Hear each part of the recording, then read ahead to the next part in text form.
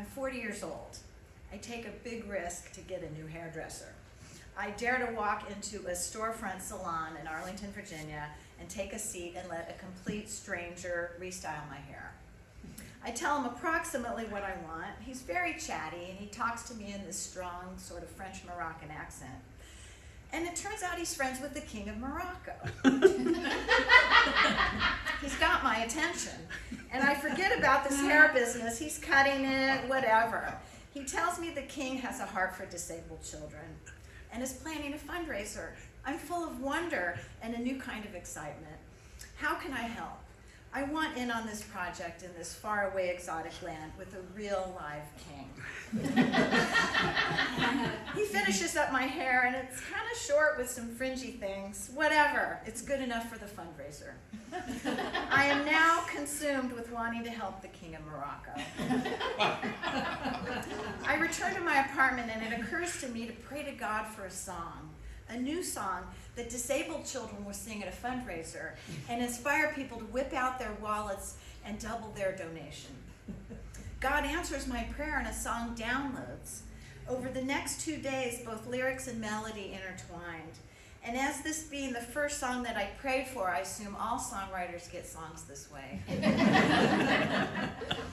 The song is called In God's Eyes, and I recognize it as a kind of a miracle. It's like a modern day psalm, and I sing it over and over and over and over to everyone and anyone.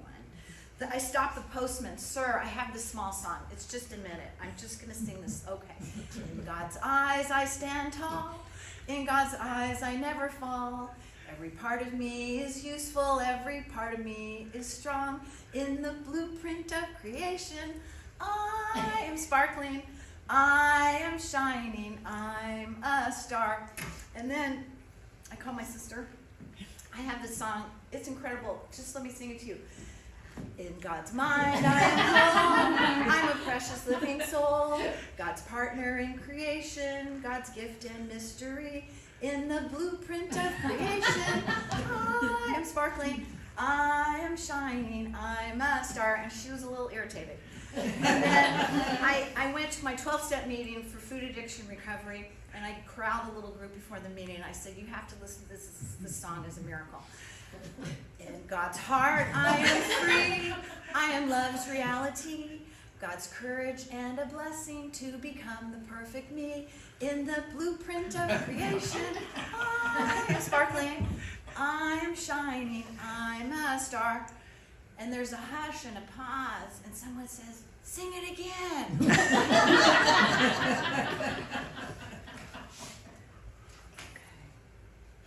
Then my friend Laura comes over, and she's my declutter lady, and I said, Laura, I gotta sing you this song. And she bursts out crying, and I get goosebumps because she had a healing just right there with my little song. So I call recording studios in town because I want somebody to record it for free for the fundraiser.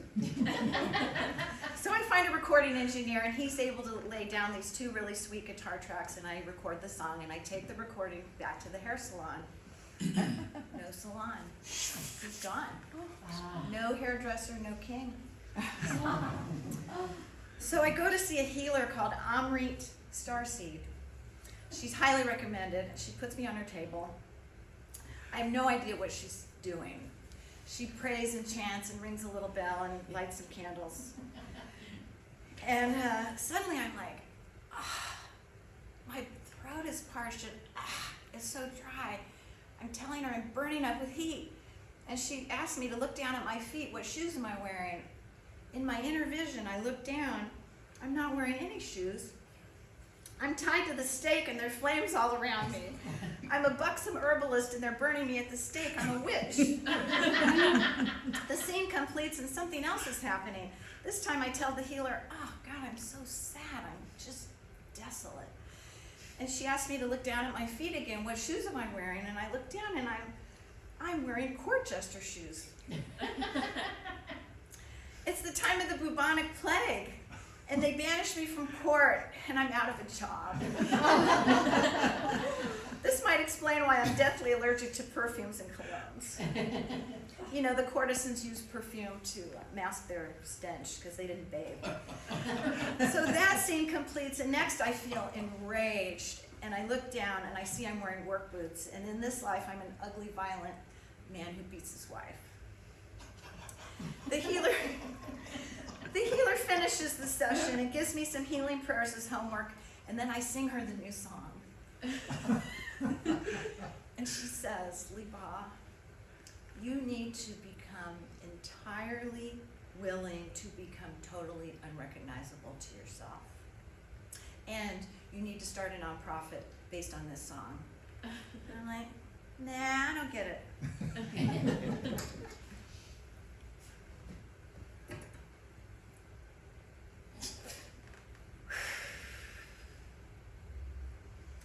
I've got you right where I want you. Afraid to live and afraid to die. Afraid to succeed and afraid to fail. True perfection.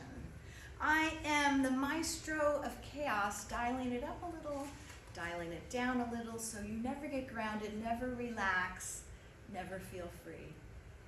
If I let you see your beauty or goodness, I lose. My plan is to annihilate you slowly, tortuously, subtly. I'm a true evil artist, and you, my friend, are the perfect victim.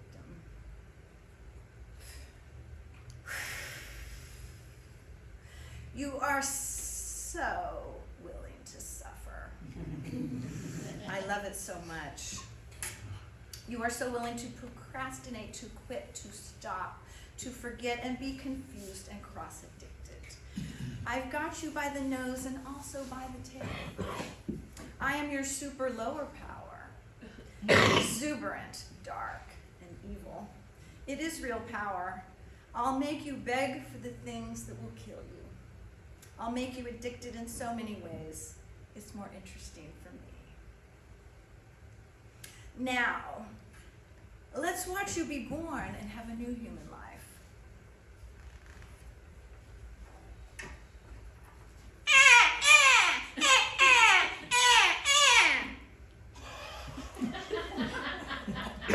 She can hear me. She's just around the corner. I can hear the soap opera music.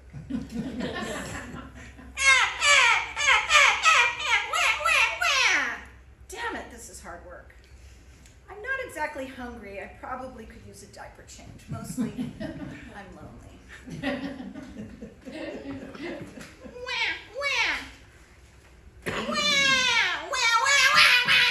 I'm a baby and I'm gonna burn this house down.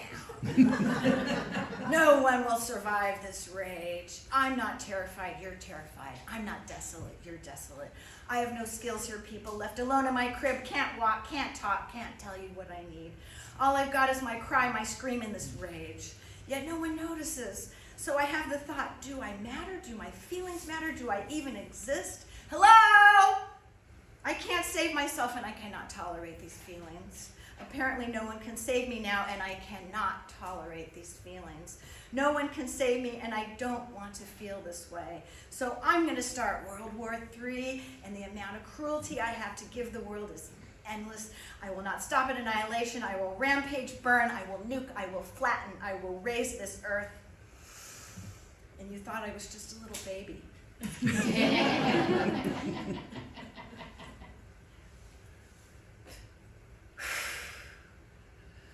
This is going much better than I thought. She mad. This is where I insert into this tender, beautiful, darling young subconscious mind the prohibition on feeling visceral emotions. What that means, from now on, when she is deeply sad, lonely, angry, or scared, she will deny it to herself and divert herself by making scenes, showing off, acting out in non-ideal ways for attention, pretending she's fine. From now on, she will feel shame for having basic human needs. She will feel shame for wanting her basic human needs to be met. And thus, my friends, an addict is born. Ta-da.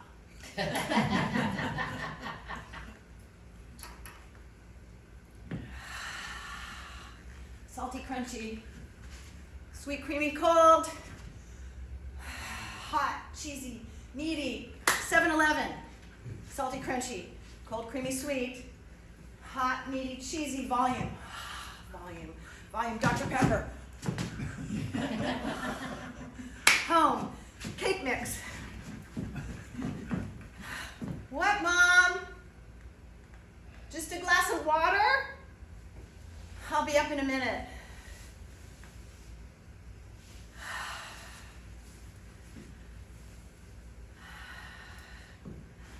Oh, don't forget to turn the dishwasher on.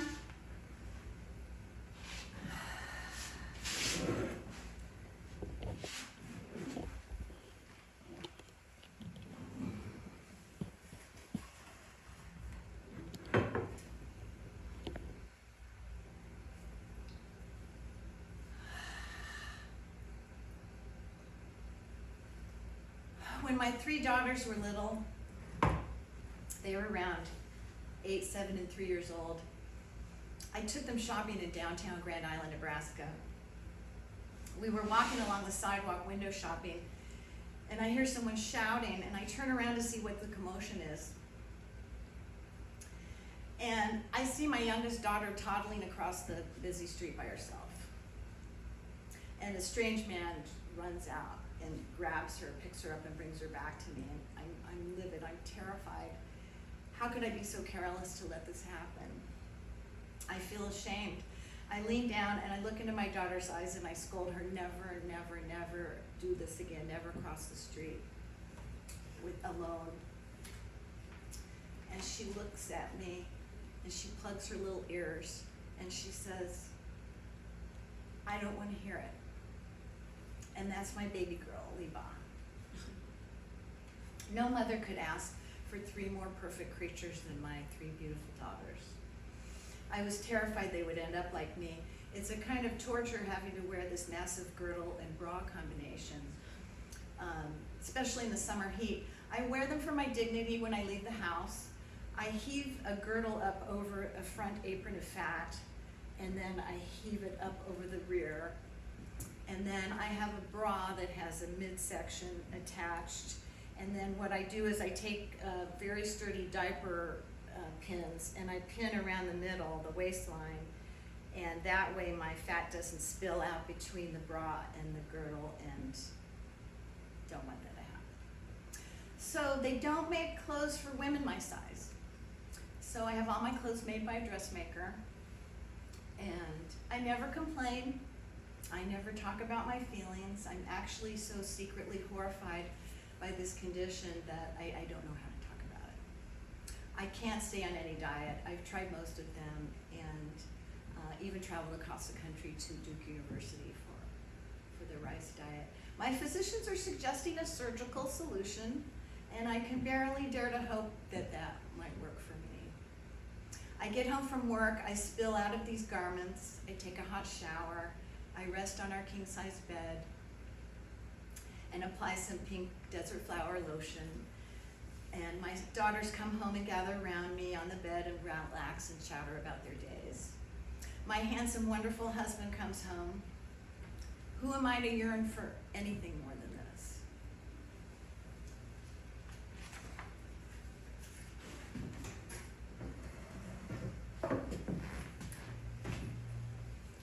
It's Mom's idea that I apply to Wellesley College, an all-women's college. I've never heard of it. I learned that Wellesley students are automatically cross-registered at MIT. That's exciting. I'm the jazz writer for the Kansas City Star, and I'm a senior in high school, and I have great grades, and I get into Wellesley with financial aid. Mom and Dad put me on the airplane to go to my new life, and Mom checks herself into the hospital for obesity surgery. I'm in my wondrous new college life, professors, new everything, and Mom is embarking on her new life. The possibility of being freed from the bondage of morbid obesity and all that pain and shame. And 3 weeks later, she's dead. Years later, I got to know one of the ICU nurses from that hospital, and she shared with me that that particular surgery that they chose for my mom For her obesity solution, no one recovered from that, no one. My mom's doctors all go to our synagogue. My dad doesn't sue anyone. At a Wellesley College event for alumni in my hometown, I see the wife of my mom's primary care physician. When she realizes it's me, the daughter of that woman that her husband treated at 51 and basically died of medical abuse, she runs out of the house. I was angry and bitter for years. And I schlepped this memorabilia with me every time I move, every house, every apartment. And it always feels good to declutter. And look at this. Oh, my old little song. Oh my goodness. Oh my goodness.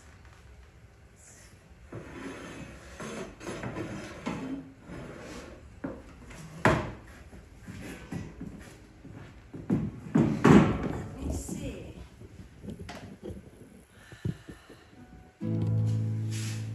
In God's eyes I stand tall.